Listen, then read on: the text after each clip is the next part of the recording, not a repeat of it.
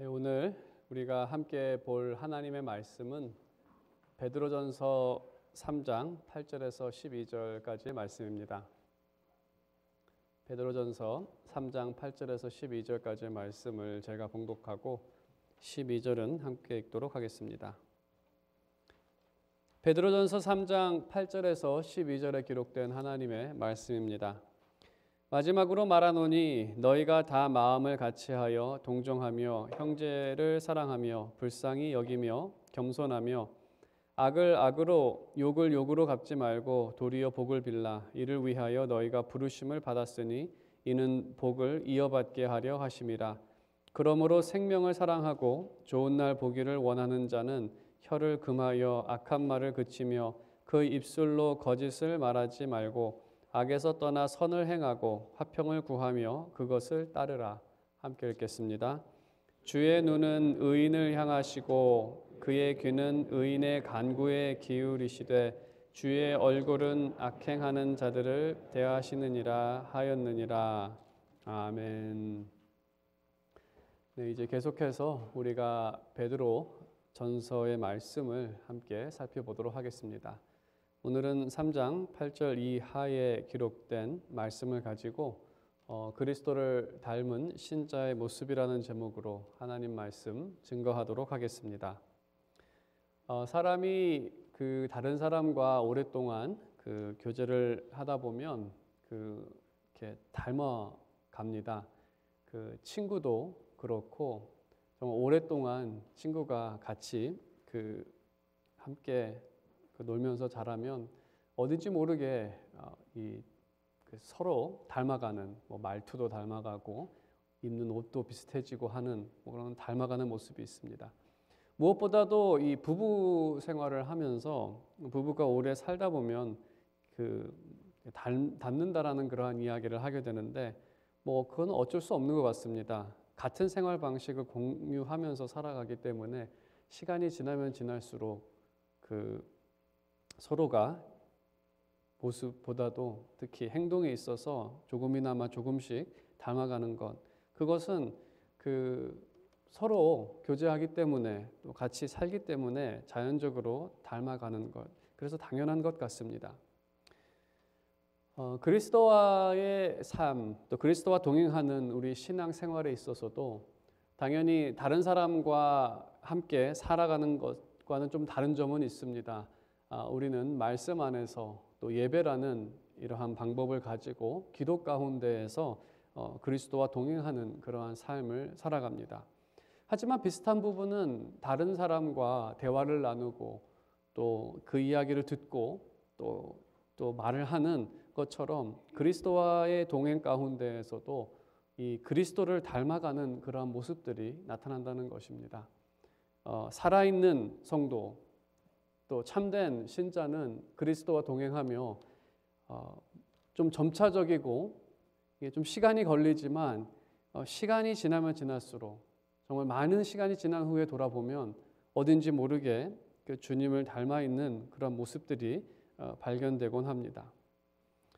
그리고 이러한 신앙생활에 있어서 그리스도를 닮은 본인의 모습, 또 그러한 모습이 발견될 때에 그 모습으로 인해서 구원에 대한 확신을 더해 줍니다. 정말 하나님께서, 주님께서 나와 동행하시고 이렇게 나를 날마다 좀 더딘 것 같았지만 나를 변화시켜 주시는구나. 사실 우리가 변했다는 것을 느끼기는 참 어렵습니다.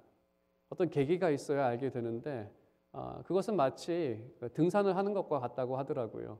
등산을 할 때 땅만 보고 가기 때문에 자기가 얼만큼 올랐는지 알지 못하는데 뒤를 돌아서 이렇게 보면은 본인이 높은 위치에 있다는 걸 봤을 때 비로소 내가 많이 올라왔구나는 아는 것처럼 날마다의 삶에 있어서 우리가 주일마다 예배를 드리고 하나님의 말씀을 듣고 기도하는 그 가운데에서는 우리가 얼만큼 이게 성장했는지 모르지만 뒤를 돌아서 걸어온 길을 다시 볼 때에 정말 내가 이 길을 통해서 정말 저 천국까지 가고 있다라는 것을 다시금 생각하게 됩니다. 오늘 우리가 함께 읽었던 이 본문의 말씀은 그렇다면 그리스도를 닮는다는 것, 그리스도를 닮을 때 구체적으로 우리의 삶에서 또 신자의 삶에서 어떠한 모습이 나타나는가, 그 모습에 대해서 우리가 알 수 있습니다. 그래서 오늘 본문을 통해서 그 그리스도를 닮은 모습이 어떠한 모습인지 함께 살펴보기를 원합니다. 그리고 그 모습을 통해서 자신의 신앙을 한번 점검해보는 그런 시간을 가졌으면 합니다. 먼저 오늘 본문 전체의 내용을 보게 되면 오늘 본문은 그 선행에 대한 말씀입니다. 그 선한 일을 하라는 것, 또 화평을 구하라는 것, 선행에 대한 말씀으로 또 시작이 되지만 또 본문을 보게 되면 이 복에 대한 약속 또한 기록이 되어 있습니다. 그래서 여기서 말하는 복은 마지막에 누리게 될 천국을 의미합니다. 그래서 언뜻 보면 선행을 해야 천국에 갈 수 있다라는, 그러니까 선행은 천국의 복을 얻기 위한 조건으로 생각됩니다. 우리가 문맥을 생각하지 않고 전체 편지의 내용을 생각하지 않고 이 부분만 본다면 그러한 결론을 내릴 수도 있을 것입니다. 하지만 우리가 베드로전서를 생각할 때 베드로전서는 한 통의 편지입니다. 누구나 그렇듯 편지를 읽을 때에는 우리가 처음부터 끝까지 한 번에 다 읽지 이거를 이렇게 나눠서 읽지는 않습니다. 당연히 처음에 이 편지가 전달됐을 때에는 그 사람들이 이렇게 쭉 읽었을 것이고 또 시대가 지나면서 또 많은 횟수가 지나고 또 베드로전서에 담겨진 그 진리와 그 내용들이 너무나 심오하고 깊기 때문에 하나님 말씀이기 때문에 우리가 나눠서 읽지만 이것이 한 번에 읽어야 되는 그런 의도로 쓰여졌다는 것을 우리가 염두에 두어야 합니다. 그렇다라고 한다면 이 전체적인 내용에서 그러니까 베드로전서 전체적인 내용에서 이 선행이 기록된 오늘 본문을 이해하는 것이 이 본문을 이해하는 합당한 방법입니다. 신약에 기록된 많은 서신들이 그렇지만 바울의 서신도 그렇지만 서신들은 먼저 구원을 서술한 후에 선행, 이제 어떻게 살라는 권면을 합니다. 우리가 베드로전서 말씀을 읽을 때 해도 베드로전서에서는 우리가 하나님의 백성이 되었고 전에는 백성이 아니었지만 백성이 되었고 또 우리가 하나님의 자녀가 되었고 왕과 같은 제사장들이라는 이 하나님께서 우리 가운데 이루신 이 구원의 내용들을 서술합니다. 그 후에 너희가 이러한 사람들이기 때문에 이제 이렇게 살라라고 해서 이 권면이 그 뒤에 기록되어 있습니다. 사도 바울의 서신을 보더라도 늘 구원이 먼저이고 그 다음에 그 선행에 대해서 기록하고 있습니다. 뭐 선행 또는 순종해야 될 내용들이죠. 그래서 구원의 순서는 사랑과 은혜가 먼저이고 그리고 선행이 그 뒤를 따릅니다. 하나님의 사랑과 은혜를 받았기 때문에 우리가 이러한 삶을 살아야 한다는 것. 그래서 핵심은 어떤 선행의 결과로 구원을 받는 것이 아니라 구원의 결과로 우리는 선행을 행합니다. 많은 종교들은 너희가 이러한 일들을 행해야 구원을 받는다라고 얘기를 합니다. 하지만 복음이 우리에게 말하는 것은 하나님께서 너에게 이러한 일을 행했으니 너희를 구원했으니 이제는 그것에 합당한 삶을 살라라는 순서로 되어 있습니다. 그것이 복음과 많은 종교들의 큰 차이입니다. 그럼 하나님께서 이 구원을 베푸셨는데 구원을 베푸신 목적은 우리로 하여금 선한 삶을 살게 하시기 위해서입니다. 하나님께서 구원하신 목적은 이 사람의 선한 행위를 통해서 하나님 자신의 영광을 이 땅 가운데 나타내기 원하시는 것, 그것이 바로 우리를 구원하신 목적입니다. 하나님께서 모든 것을 창조하셨을 때에 인간은 선하신 하나님의 형상으로 지음을 받았습니다. 하나님께서는 그들을 선하게 지었고 그렇기 때문에 그들에 대해서 기대했던 것은 선행이었습니다. 왜냐하면 선하게 지음을 받았기 때문에. 하지만 죄가 들어왔을 때 사람에게는 더 이상 선행의 열매가 맺혀지지는 않았습니다. 죄로 인해 불가능해졌습니다. 주님은 그런 죄인을 거룩하게 하셨습니다.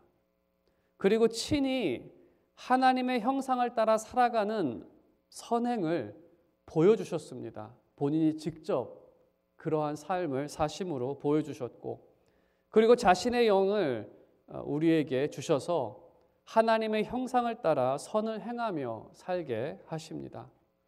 그래서 성도를 성경에서는 주님의 제자라고 부르는데 그 이유는 주님의 모습을 따르기 때문입니다. 그리고 성도를 하나님의 자녀라고 부르는데 그것은 하나님을 닮았기 때문입니다. 하지만 이 두 가지는 같은 것을 의미하고 있습니다. 우리는 선행을 통해서, 하나님 말씀에 순종함으로 선행을 통해서 주님의 가신 길을 따라가기도 하지만 또 그 모습을 통해서 하나님의 모습으로 나타나는, 그래서 성도는 주님처럼 살다가 주님처럼 영광에 이르게 될 것입니다. 부활의 영원한 생명을 갖게 될 것입니다. 그래서 이러한 복을 누릴 사람은 선행이 그들의 삶에서 나타납니다. 당연히 이 땅에서는 부족함이 있습니다.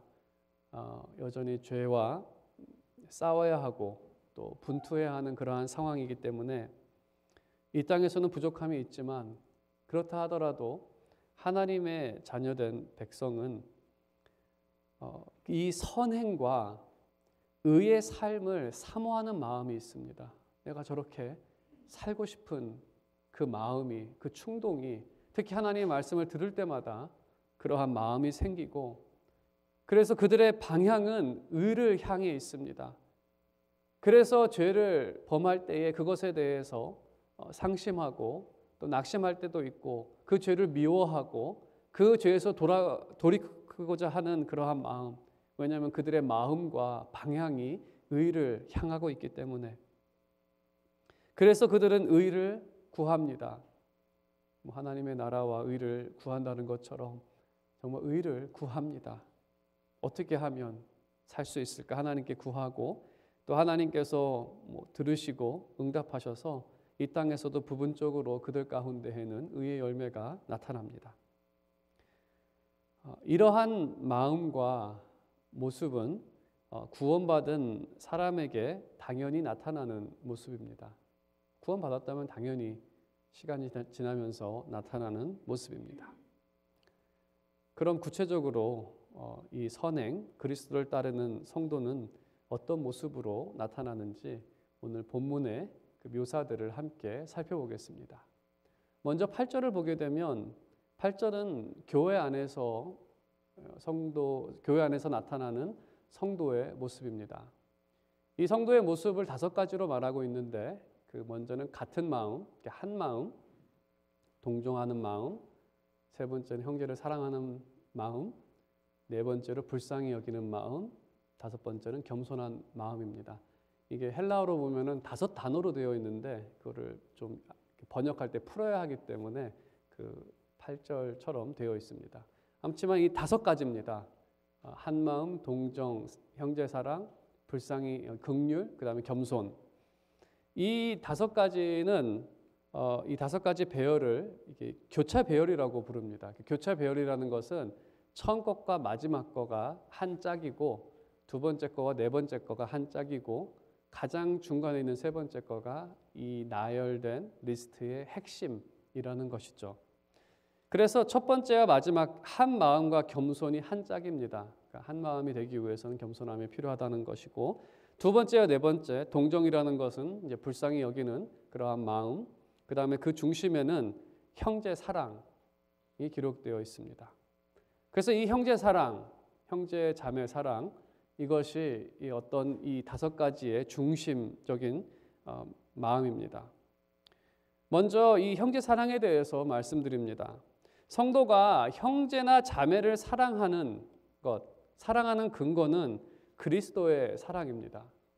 우리 모두는, 여기 있는 구원 받으신 모든 분들은 하나님의 사랑으로 구원을 받았고, 그 구원은 하나님의 사랑으로 진행되어져 가고 있으며, 그 하나님의 사랑으로 인해서 우리 모두는 그 구원의 완성을 맛보게 될 것입니다.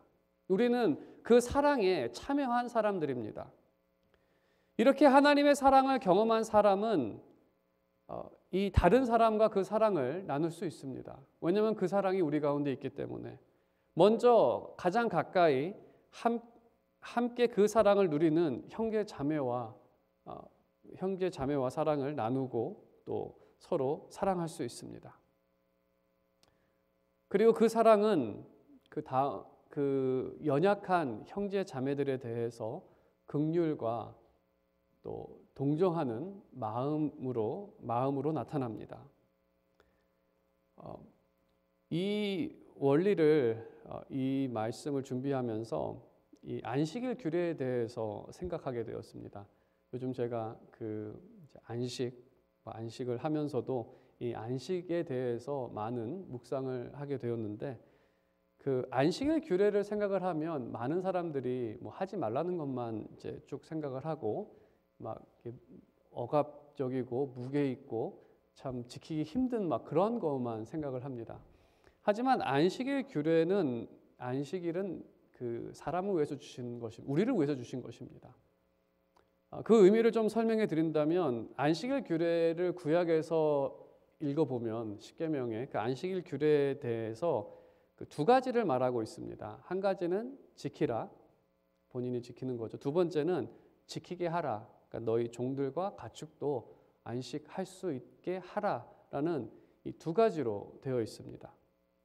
그러면서 그 근거를 신명기에서는 창조의 쉬신 하나님을 언급하지만, 두 번째 근거로 애굽에서 베푸신 하나님의 구원을 근거로 삼습니다. 애굽에서 베푸신 하나님의 구원을 우리가 생각해 본다면, 그 구원의 의미는 이스라엘 백성들이 애굽에서 안식을 갖지 못했습니다. 노예들한테 쉬는 날을 주겠습니까? 일주일 내내 일을 시키죠. 지어야 할 것도 많고 할 일도 많은데 무슨 쉬는 날을 주겠습니까? 쉬는 날이라는 것은 좀 현대 와서 생긴 거지, 옛날에는 쉬는 날이라는 것 자체가 없었습니다. 노예들한테는. 이집트에서 그들은 하루도 쉬지 않았습니다. 해 뜨면 일하고 해 지면 끝나는 그러한 삶을 365일 1년에 매번 반복하면서 살았습니다. 그들은 묶여있는 사람들이었고 종이었습니다. 그들이 안식을 갖고 있지 않았을 때에 하나님께서는 그들에게 안식을 주셨습니다. 자유하게 하셨고, 그들에게 땅을 주셨고, 정착할 수 있는 장소를 주셨고, 또 그곳은 또 풍족하게 살 수 있는 것을 허락해 주셨습니다. 이러한 하나님의 구원에 대한 합당한 반응, 그러면 어떻게 반응하는 것이 합당한 반응인가에 대해서 하나님께서는 안식일에 참여하라고 명령하신 것이죠. 너희를 구원했기 때문에 합당한 이제 반응으로서 안식일을 주십니다. 그래서 그들에게 요구하신 것은 첫 번째로 기쁨으로 예배해라. 너희를 구원하신 하나님, 지금도 너희와 함께 하시는 하나님, 너희를 축복하시는 하나님, 너희에게 안식을 주신 그 하나님께 나아가 기뻐하며 감사하며 찬양의 예배를 드리라는 겁니다. 얼마나 기쁜 날입니까? 오늘 우리 부활의 주일에 구원을 기뻐하며 우리에게 구원을 베푸신 그 하나님 앞에 나아가 우리가 마음의 안식을 얻고, 내가 이 세상에 어떠한 삶을 살아도 나를 위해 마련된 곳이 있다라는 것, 하나님이 나의 하나님이 되기 때문에 내가 아무 염려 없이 산다는 것, 앞에 있는 여러 가지 일들이 있지만 그것 또한 나를 사랑하시고 능력이 많으신 하나님께서 해결해 주신다는 그 생각 가운데에 우리는 안식할 수 있는 거고, 또 이 날을 기쁘게 보낼 수 있습니다. 그것이 첫 번째죠. 지키라. 두 번째는 지키게 하라인데, 신명기에 보게 되더라도 형제나 자매 중에 안식하지 못하는 사람들이 있다는 겁니다. 쉬지 못하는 사람들. 그때는 누구였는가? 신명기에서 말하는 그들은 돈을 꾸다 결국에는 자기 몸을 종으로 판 형제 자매들. 그들은 안식을 누리지 못하는 사람들이고, 그래서 빚을 졌는데 도저히 빚을 갚을 수 없는 그러한 상황에 있는 사람들, 그들이 안식에 참여할 수 있도록 돕는 것이 안식일 규례입니다. 두 번째, 지키게 하라죠. 나도 지키지만 그들도 지키게 하라는 겁니다. 그래서 신명기에 보게 되면 구체적으로 너희 형제 중에 종으로 판 사람이 있으면 가장 가까운 형제가 돈을 주고 그 종을 다시 사와서 그에게 자유를 주라. 안식할 수 있게 하라. 그리고 빚진 자가 있는데 7년 동안 갚지를 못하면 7년째 다 탕감해 줘라. 왜냐하면 하나님의 안식에 참여하게 하라는 것입니다. 그래서 여기서 우리가 이 발견할 수 있는 원리는 당연히 재정적 도움을 주는 것을 계속해서 신명기 때부터 말씀을 하시는데, 한 가지 원리는 바로 하나님께서 베푸신 사랑과 긍휼이 나에게 안식이 되었으니 이제 그 사랑과 긍휼이 또 안식을 베풀 수 있는 능력이 된다는 것입니다. 사랑을 베풀 수 있는 능력이 된다는 것이죠. 사랑을 받았기 때문에 사랑을 하는 것.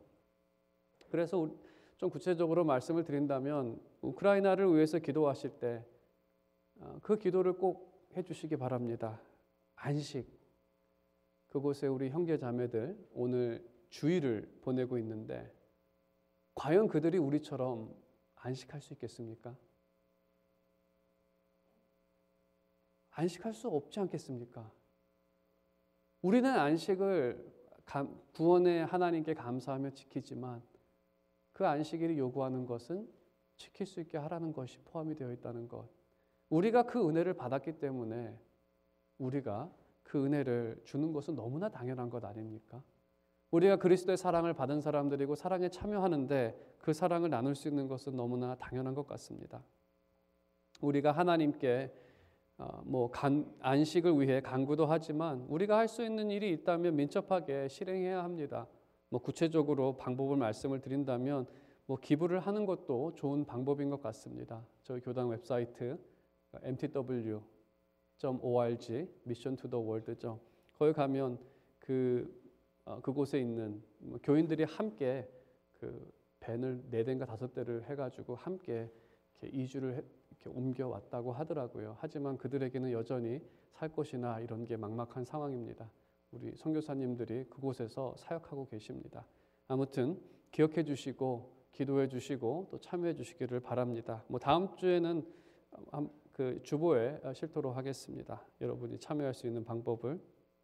아무튼 그리스도를 닮은 신자의 모습이 교회 안에서 형제 자매 가운데 나타나는 것은 형제 사랑인데, 그 사랑은 연약한 자들에 대해서 긍휼한 마음을 갖고 그들을 돕는 모습으로 나타납니다. 그리고 8절에 보게 되면 겸손을 언급합니다. 당연히 우리가 구제할 때에 생색을 내지 말아야 합니다. 그것은 겸손한 사람의 모습은 아니죠. 하지만 오늘 본문에서는 무엇보다도 하나됨을 위해 겸손이 필요하다는 것입니다.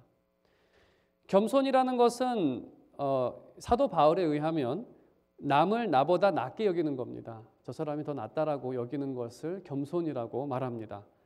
겸손과 반대되는 것은 자신이 남보다 더 잘났다라고 생각하는 것이 겸손과 반대입니다. 이렇게 생각하는 사람들은 이러한 모습으로 나타나는데 자기를 과시하는 것, 자기를 자랑하는 것, 그리고 자기 주장을 이렇게 고착시키는 그러한 모습, 그것은 자기가 저 사람보다 낫기 때문에 내 주장이 네 주장보다 더 낫고 내 삶이 너보다 더 낫고 하기 때문에 자기 과시나 자기 주장들이 나타납니다. 당시나 지금이나 겸손은 사람들이 추구하는 성품은 아니었습니다. 당시에는 내가 더 영웅적이어야 되고 내가 내 집안이 더 잘났어야 되고 내가 이러한 사람이라는 어떤 사회적 위치, 체면 이러한 것이 중요했기 때문에 겸손한 척하지만 스스로를 높이는 그러한 모습들이 있었고, 또 오늘날에도 이러한 성품을 추구하지 않는 이유는 이 세상은 있어 보여야 무시당하지 않기 때문에 무시당하지 않기 위해선 자기 과시와 자기 주장을 끊지 못합니다. 왜냐하면 자기 주장이 접히는 것은 마치 내가 무시를 당하는 것만 같고, 또 나보다 더 잘난 사람이 있으면 내가 좀 못난 것 같은 그 무시를 당하고 싶지 않고 하는 그 마음 때문에 겸손하라는 것, 이것은 그 당시에도 지금도 사람들이 추구하는 그러한 모습은 아닙니다. 그래서 그들 가운데에는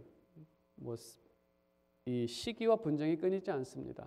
분쟁할 수밖에 없고 또 서로 시기할 수밖에 없는 거죠. 하지만 이 자기 과시나 자기 주장은 그리스도를 따르는 사람의 모습은 아닙니다. 우리가 그리스도를 다시 한번 묵상해 본다면 그리스도께서는 무시를 당할 때 인내하셨습니다. 그분은 자신의 영광과 능력이 한이 없으신 분이시고 그분 자체가 특별히 뭘 과시하지 않아도 영광 자체이신 분임에도 불구하고 그는 의도적으로 그러한 모습을 가리셨습니다. 대신 우리를 사랑하사 구원하시기 위해 무시를 당하시고 인내를 택하십니다. 그래서 우리는 주님을 따르는 사람은 주님을 따라 겸손한 삶을 사는 것이 마땅하다는 것입니다. 우리가 이 주님의 사랑에 참여하고 또 하나님의 약속 아래 신앙생활을 함께하는 사람들은 사실 서로를 존중하기 때문에 무시를 당할 일은 없을 것입니다. 그래서 하나님의 언약 백성은 한 마음으로 연합을 이룰 수 있습니다. 하지만 우리의 교류는 이 언약 백성들로 국한되어 있지는 않습니다. 우리는 참 다양한 사람들과 교류를 합니다. 때로는 교회는 다니지만 여전히 세상에 속한 사람들과도 교류를 합니다. 그렇기 때문에 참 쉽지 않은, 그러니까 세상을 살면서 우리의 이 교류가 세상 사람들과 함께하기 때문에 참 쉽지 않은 모습이 없지 않아 많습니다. 그러면 그런 세상 속에서 그리스도의 성품을 가진 사람이 어떻게 나타나는지 우리가 구절을 한번 생각해 보겠습니다. 구절은 이 세상에 속한 사람들 앞에서 나타나야 할 이 성도의 모습입니다.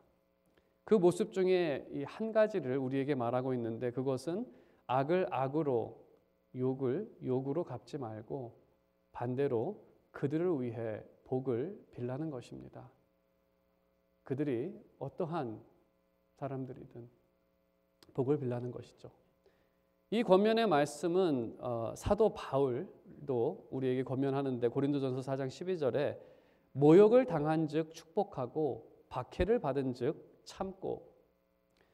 이 사도들의 가르침은 예수님의 말씀을 바탕으로 하고 있습니다. 예수님께서는 이렇게 말씀하십니다. 너희를 저주하는 자를 위하여 축복하며 너희를 모욕하는 자를 위하여 기도하라. 그래서 이 말씀은 예수님 또 사도들을 통해서 여러 번 반복적으로 우리에게 하신 말씀입니다. 그리고 오늘 본문을 보게 되면 9절에 이러한 삶은 우리의 부르심이라고 말합니다. 이를 위하여 너희가 부르심을 받았으니 이것이 우리의 소명이라는 것이죠. 우리의 소명은 좀 넓게 본다면 예수님을 따라 사는 것이 우리의 소명입니다. 그리고 그 삶을 따라 살면서 하나님의 영광을 이 땅 가운데 나타나는 것인데 그 예수님을 따라가는 삶을 생각한다면 우리가 주님의 모습을 생각하게 되는데 주님께서는 죄인, 심지어 원수들을 위해서도 하나님 아버지께 기도하며 그들을 위해 복을 빌었습니다. 우리의 소명은 이러한 주님을 따라 살아가는 것입니다. 우리가 세상을 살면서 이러한 삶이 힘든 이유는 세상은 공중권세 잡은 자가 관장하기 때문에 그렇습니다. 당연히 그 위에 하나님께서 모든 것을 통치하시지만 그래도 우리가 피부로 와닿는 것은 또 공중권세 잡은 자가 관장하는 것이고 또 그 세상 속에 살아가는 사람들은 마귀의 자녀들입니다. 그러니까 마귀의 자녀라는 것은 마귀를 닮았다는 거죠. 마귀를 따라 죄를 범하며 살아가는 죄인들이라는 것입니다. 그렇기 때문에 하나님의 백성과 하나님의 자녀와 교류하면서 어려움이 있을 수밖에 없습니다. 우리를 이곳에 두신 것은 이러한 상황에 있는 사람들을 구원하시기 위해 하나님께서는 성도를 이러한 세상 가운데 두셨습니다. 그 백성들로 빛을 발하며 하나님의 자녀로 살아가게 하시기 위해서 우리가 우리의 삶에 대해서 한번 생각하며 기억해야 할 것은 우리도 한때는 마귀의 자녀로 살았습니다. 악을 악으로 갚고 서로 욕하며 살았습니다. 자기 과시와 자기 주장으로 살았고 인생이 잘 풀리지 않으면 저주하고 욕했습니다. 하나님의 형상으로 지음받은 사람을 욕하기도 했었고 하나님께서 은혜로 주신 자신의 삶에 대해서 감사해야 하지만 이 삶이 형편없다고 불평하고 결국 하나님을 비방했던 그러한 삶을 살았다는 겁니다. 그런 우리를 하나님께서는 사랑하셨습니다. 그리고 독생자 예수 그리스도를 보내주셨습니다. 주님께서 우리 가운데 오셔서 빛을 발하시며 진리로 사셨고 또 이 죄악에 물든 세상 또 우리를 인내하셨습니다. 여전히 인내하고 계시고요. 그리고 주님은 자신에게 맡겨진 사명에 충성을 다하셨습니다. 우리를 위해, 우리를 사랑하셨기에.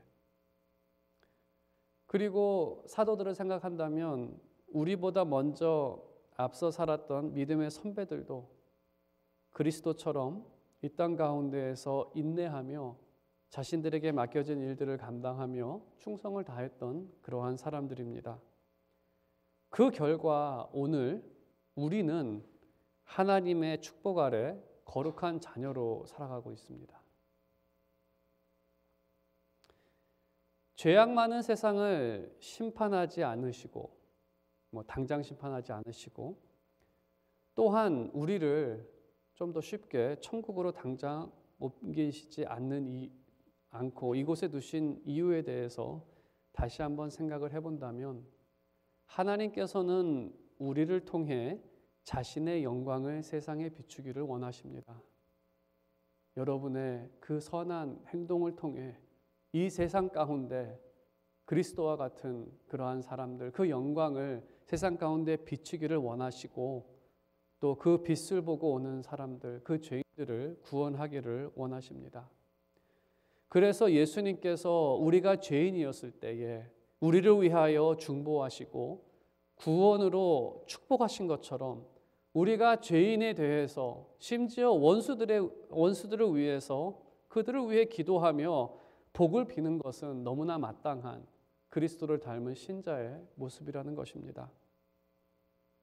반면 악을 악으로 갚는 것은 성도를 이 땅에 두신 하나님의 목적과 정반대되는, 이 땅에 있을 필요가 없는 거죠. 그러면 정반대되는 그러한 모습입니다. 하나님께서는 여러분을 통해 이 세상을 밝히기 원하십니다. 여러분을 영광스러운 하나님의 자녀로 높이시기를 원하시고 이 땅 가운데의 그 영광들을 보이시기를 원하십니다.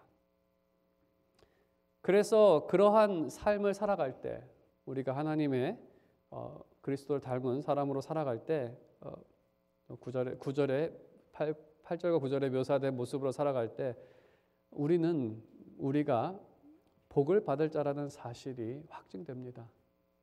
하나님께서 내 삶 가운데 이러한 변화들을 일으키셨구나. 지금은 부족하지만 여전히 내가 다른 사람을 위해 기도할 수 있고 축복을 빌 수가 있고 화평을 위해 겸손할 수 있으며 또 내가 이 형제 자매들을 위해 그들이 안식을 얻기 위해 이러한 마음을 주시는구나라고 하는 그래서 그 10절 이하로 시편에 기록된 하나님의 말씀을 인용하면서 그들이 누릴 축복들 이렇게 맺고 있습니다. 생명을 사랑하고 좋은 날 보기를 원하는 자는 혀를 금하여 악한 말을 그치며 그 입술로 거짓을 말하지 말고 악에서 떠나 선을 행하고 화평을 구하며 그것을 따르라. 주의 눈은 의인을 향하시고 그의 귀는 의인의 간구에 기울이시되 주의 얼굴은 악행하는 자들을 대하시느니라. 이 말씀에 있는 것처럼 여러분께서 기도하실 때 들으실 것이고 여러분께서 간구하실 때, 하나님의 나라를 구하고 의를 구할 때 하나님께서는 갈 길을 보여주시며 이 땅 가운데에서도 열매를 맺으며 누리며 살게 하실 것입니다. 오늘 말씀의 결론을 맺겠습니다.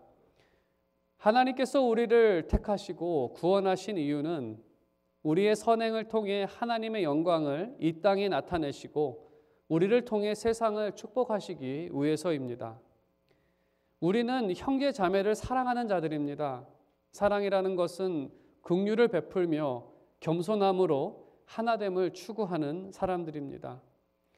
우리가 하나님 그리스도의 사랑에 참여한 사람들이 되었기 때문에 이제는 이러한 사랑을 실천하는 모습이 나타나는 것은 너무나 당연한 모습입니다.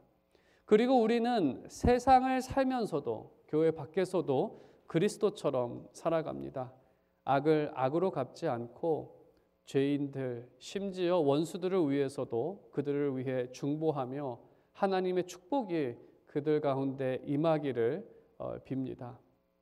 진정으로 바라는 것은 한인 장로교회가 하나님의 영광을 나타내며 많은 사람들을 주님께 인도하는 통로가 되기를 주님의 이름으로 축원드립니다.